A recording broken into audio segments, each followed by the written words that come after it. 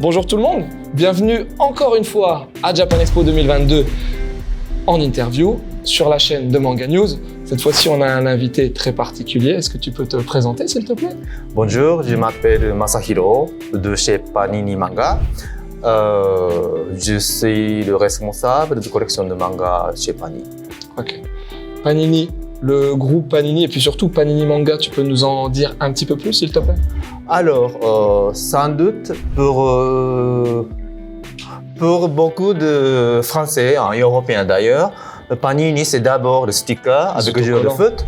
Chaque Coupe du Monde, quand vous étiez jeune, petit, vous collectionnez sans doute le sticker. Voilà, c'est ça, Panini d'abord, avant tout.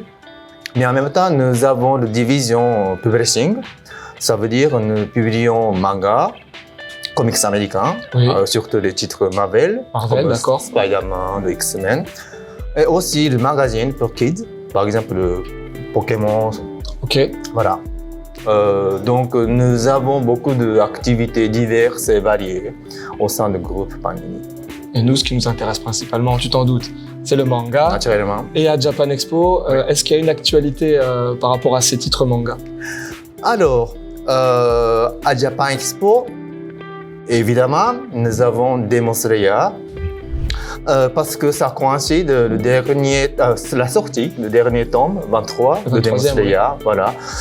Vous avez sans doute vu dans notre stand, il y a le mur dédié à Demon Slayer. Il y avait beaucoup de cosplayers, oui, qui se jouaient vraiment.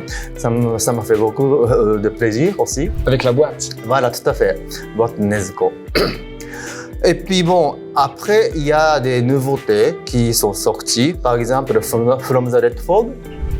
C'est un titre thriller, un peu dark, fantasy.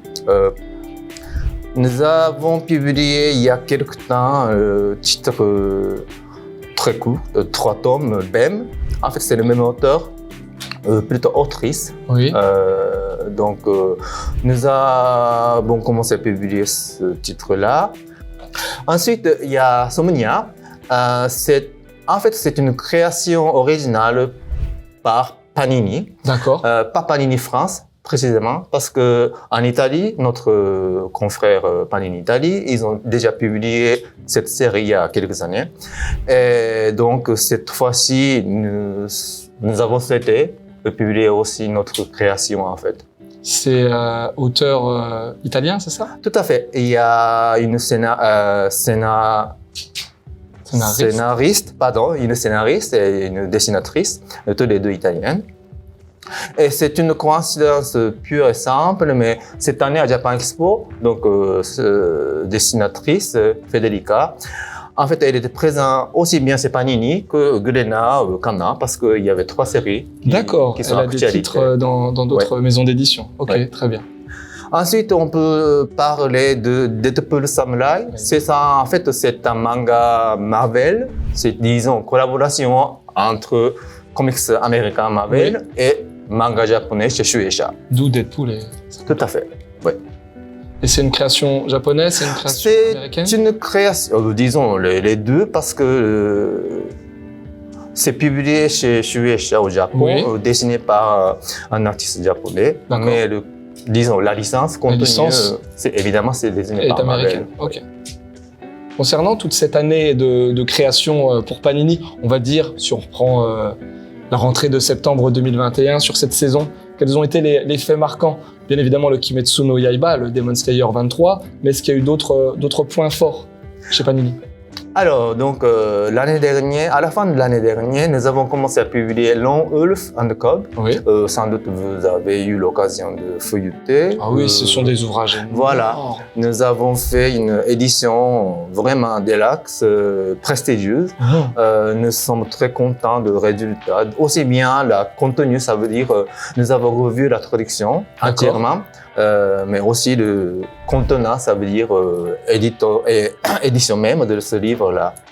Ouais. C'est une série que les fans attendaient depuis longtemps parce que c'était difficile de retrouver les volumes. Oui, il y a des années de là, nous avons publié, c'est vrai. Et puis c'était, disons, introuvable sur le marché.